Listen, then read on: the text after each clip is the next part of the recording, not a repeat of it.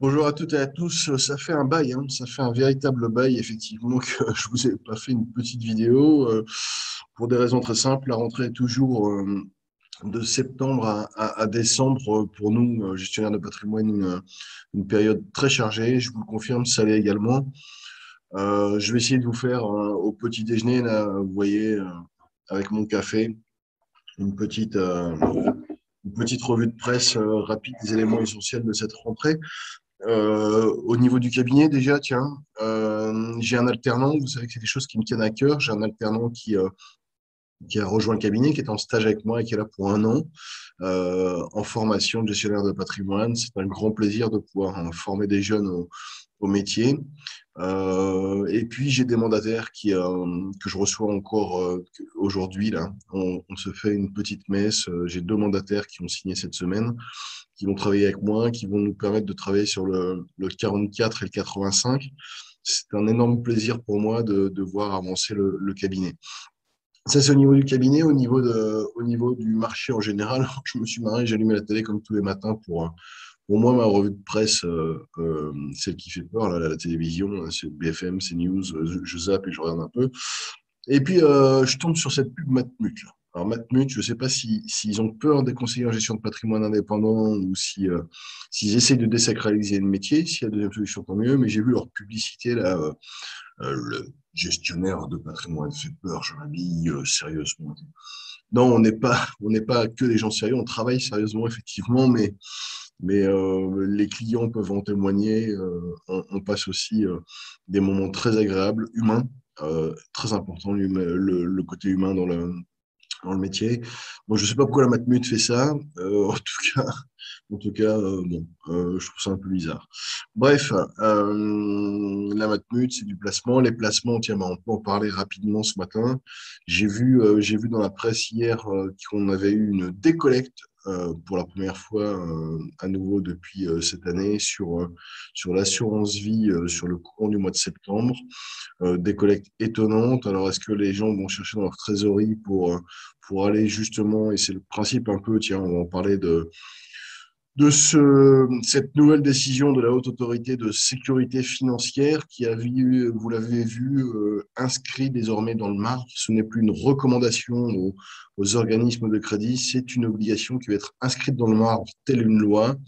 Ce 35% d'endettement maximum pour l'allocation en fait des crédits immobiliers avec une possibilité toutefois et la limitation à 25 ans avec cette possibilité d'avoir un différé de 2 ans pour les investissements locatifs qui nécessitent en VFA, en vente en état futur d'achèvement, 18 à 24 mois de travaux, donc on autorise ce différé.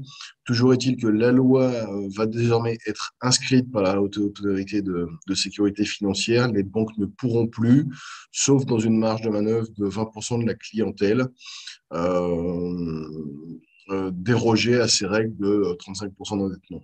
Alors ça veut dire quoi pour l'expliquer, tout le monde est en train de se dire, oh là là, on coupe le robinet du crédit. Bah, vous le voyez, ça fait partie aussi de cette petite revue de presse. On a une inflation extrêmement galopante, et c'est véritablement galopant, et c'est sur toutes les régions de France, donc toutes les villes de France, de l'immobilier. D'accord.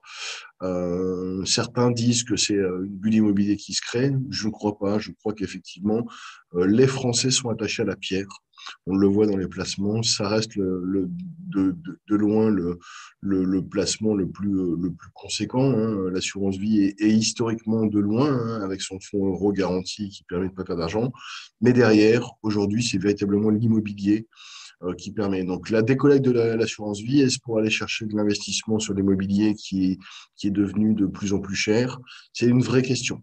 C'est une vraie question, et puis c'est une vraie question que doivent aussi se poser tous les suppôts de Jean-Michel Darwin, hein, sur le modèle, vous savez, le fameux modèle qui s'autofinance, financé à 110%, entre la problématique du financement actuellement, d'un côté, la hausse des prix de l'autre, et cerise sur le gâteau cette année, vous le savez tous, je pense que vous le vivez, puisque Je crois qu'on est tous passés par des travaux de réhabilitation, de rénovation de nos habitats. Le coût des matériaux est en train d'exploser, hein, plus 30, plus 40, plus 70%. J'ai vu que sur le transport, je ne sais pas si vous avez vu sur la logistique, le prix du conteneur entre la Chine et la France a augmenté de 650%. Je ne sais pas si vous vous rendez compte, c'est-à-dire que là où hier, votre conteneur, il était à 1000, il est aujourd'hui à 6500 euros. C'est du délire. C'est du délire, véritablement. On prévoit, selon les informations de mes clients artisans qui travaillent dans la grande distribution des matériaux, j'en ai quelques-uns, on prévoit au deuxième trimestre 2022 désormais, c'était fin d'année au départ, et puis vous voyez, on approche de la fin d'année. Ça va plutôt être deuxième trimestre 2022 qu'on va revenir normalement sur une phase d'arrêt de cette inflation incroyable. Tous ces éléments ont des impacts évidemment notoires et majeurs sur l'avenir de l'investissement, hein, puisque l'inflation, les taux, tout ça joue ensemble, d'accord? Il faut faire extrêmement attention. En plus, vous le savez, alors deux éléments majeurs sur l'investissement immobilier. Si on parle d'investissement immobilier, la fin de la loi Censi-Bouvard en loi meublée non professionnelle, c'est l'investissement en résidence gérée, étudiante, EHPAD, résidence senior, avec l'obtention d'une réduction d'impôt, Censi-Bouvard. Cette loi se termine au 31 décembre 2021. Donc, tous les gens qui espéraient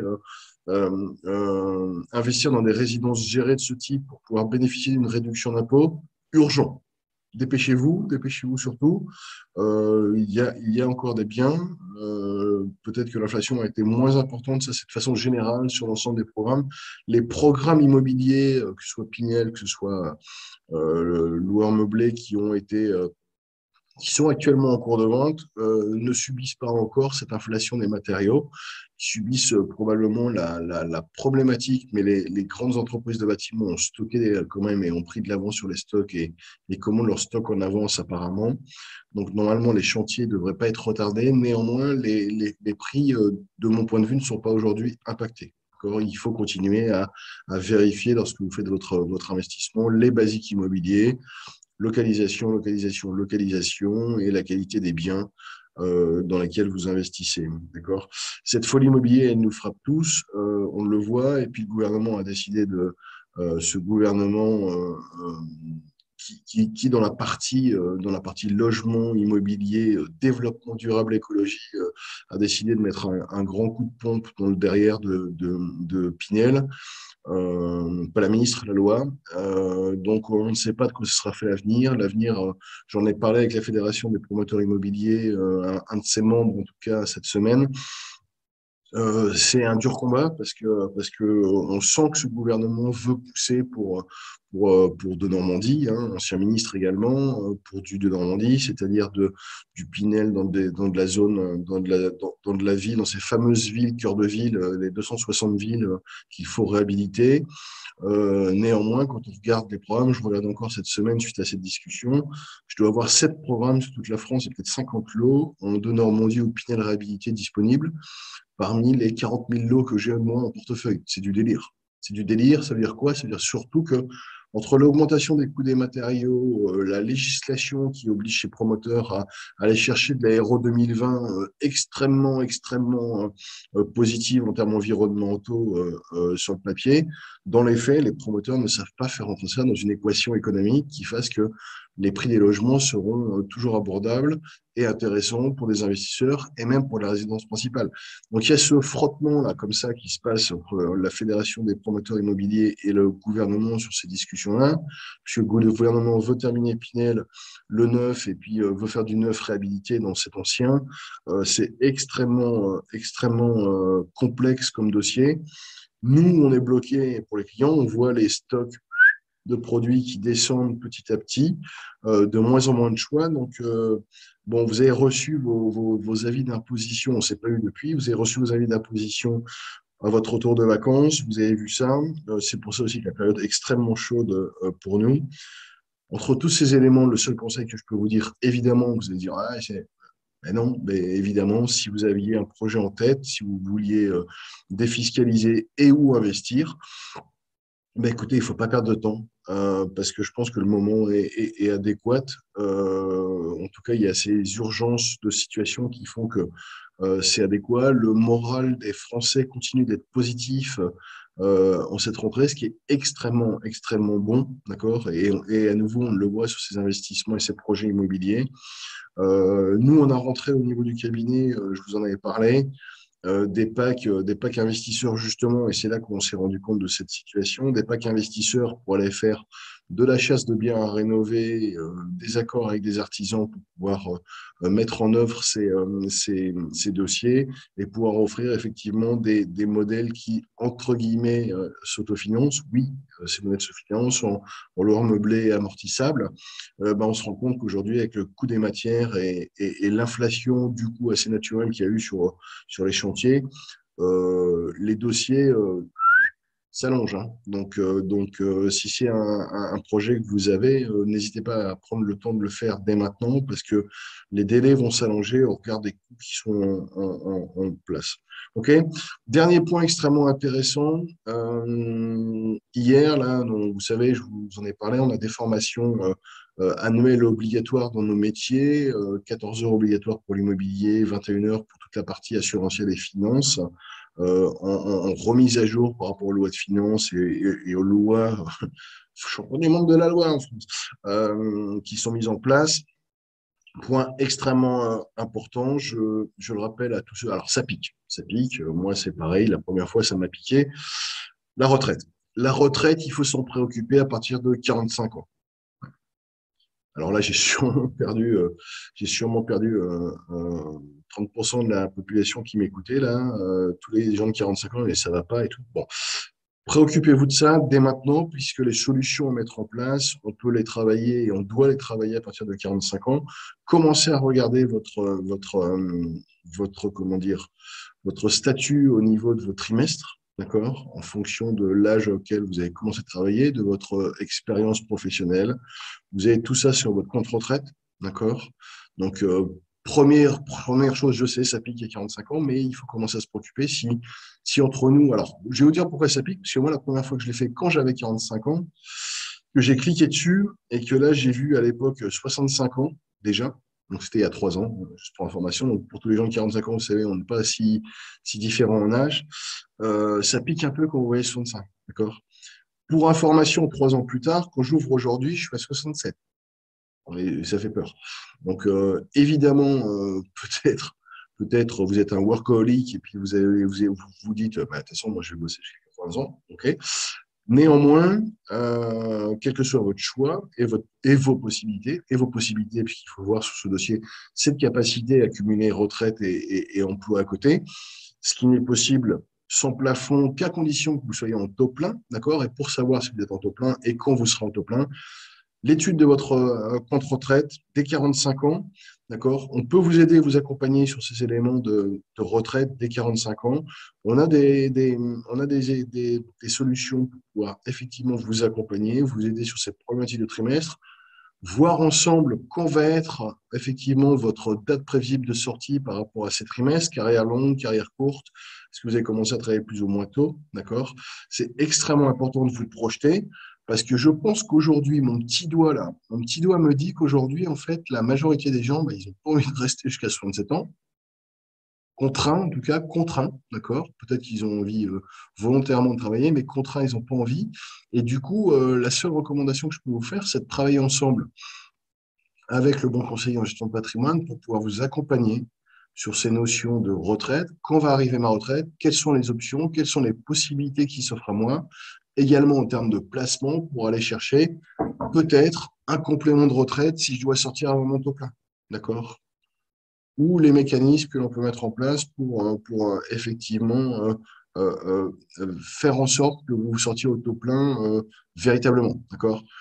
Il y a, je l'ai vu hier avec un partenaire assez intéressant, il y a en moyenne 6 erreurs, c'est pour ça que c'est intéressant de le sortir, 6 erreurs sur le dossier historique de votre dossier retraite.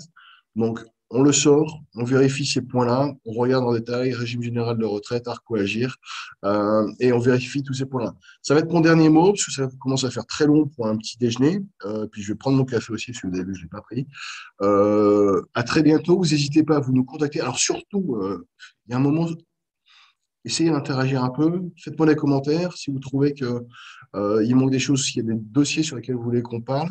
N'hésitez pas, vous faites des commentaires et puis on peut en parler dans le fil de cette vidéo. Likez sur YouTube, faites passer des messages. Je sais qu'il y en a plein d'entre vous et de plus en plus, je vois des gens. Ah, salut Manuel, je t'ai vu sur YouTube, je t'ai vu sur LinkedIn et tout. Super sympa. Merci à vous. Je pense à Adèle là, en ce moment. Adèle Lalou, là, un confrère gestionnaire de patrimoine. Écoutez, sans souci, on y va, on échange sur ces sujets extrêmement importants pour pouvoir préparer l'avenir, la transmission. Je suis sur un de vos beaux dossiers de transmission là actuellement.